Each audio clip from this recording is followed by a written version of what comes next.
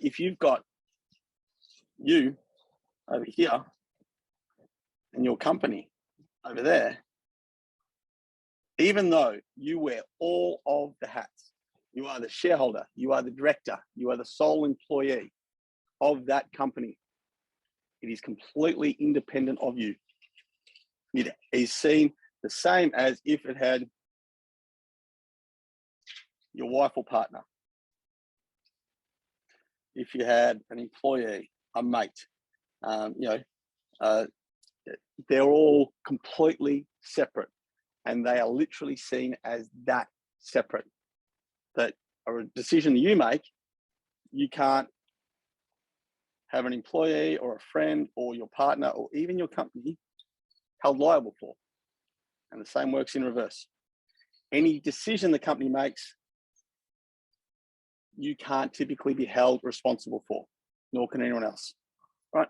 So that means that it provides a huge level of protection, because in here, we have everything that you own. Your house, your car, your savings, your investments, right? If the company owns things, and it might own tools, cars,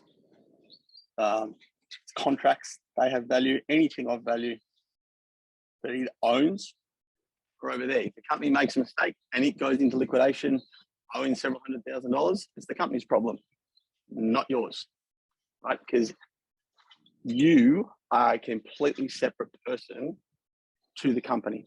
So you are shielded from the liability the company wears. Now, the term natural person comes up because a director must be a natural person. Another company can't be a director of a company.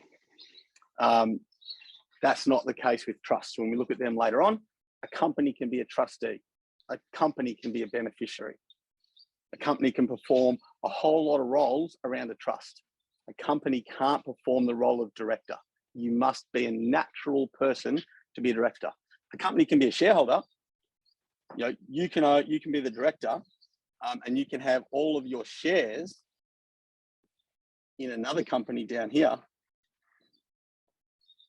and then you own that company. No worries. Company can hold the shares. Company can't be the director. You must be a natural person to be the director. Right? In the times when, as a director, as a natural person, that you can become liable, is typically trading while insolvent. Difficult to prove, very rarely prosecuted.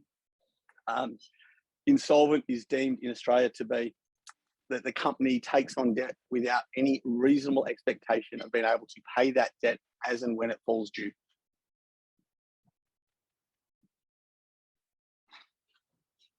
Reasonable expectation is the key part there. Do you have a reasonable expectation of being able to pay that debt as and when it falls due? Taking on debt, and we're quoting on a big project. That'll give us heaps more cash flow. We are applying for a loan or an overdraft that we have a reasonable expectation of getting. Once we get it, we'll be able to meet all our obligations. I can take on whatever debt I want, as long as I have a reasonable expectation of being able to pay that. So it's a very hard thing to make stick, and I'm not aware of many liquidators really going at it hard unless it's pretty blatant. But you must make sure that your company is solvent, and solvent is exactly that definition. You can pay your debts as and when they fall due. The other thing is pretty much unconscionable conduct. There are a range of other little things you can do, but let's sum it up as unconscionable conduct, which used to sit under the Corporations Act, and still does to an extent.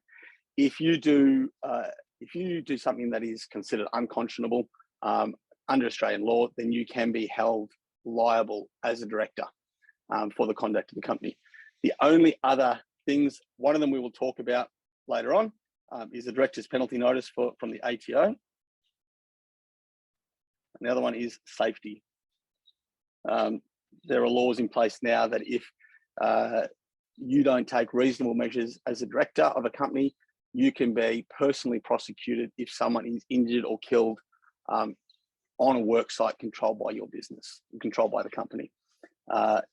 No director in Australia, since they brought it in years ago, 7 or 8 years ago, has yet been put in prison for anyone dying on a workplace. But it's a technical possibility. The company is then assuming risks of any contract. So again, we'll just focus on this one. Let's say that contract means that you sign a contract, let's talk in big figures. Let's go, you sign a contract for $500,000. It turns out, actually, you sign a contract for 200 grand, and it turns out it's going to cost you $500,000, $300,000 shortfall. There's no way you're going to keep going, working yourself into bankruptcy and liquidation. You're going to go, I can't keep doing this. I'm going to walk away, right? You can walk away, they can finish it, and then you owe them, the company owes them the balance, the 300K extra that cost them to finish it. So they can sue for that if they choose. The only things that they can take are the things that are in the company, the tools, the cars, the contracts. If there's anything in the company at all, you may own the car. This is what we'll start to look at. Right, you may own the car, work car, and you then lease it back to the company. Company doesn't own it, you do. You may own all the tools and you may lease them back to the company. What has the company got? Contracts and 2 by $1 shares. So it's got $2 in equity, or 100 by 2 cent shares. It doesn't matter how it goes. Sorry, 200 by 1 cent shares. It's got a certain amount of equity. So it's got $2 and it's got whatever contracts it's signed, which are basically worthless unless you can perform them and make a profit.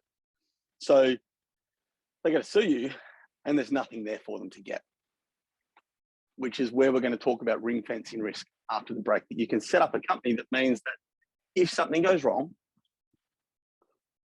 all of the things that you own, and in fact, even other things within the business, are completely protected.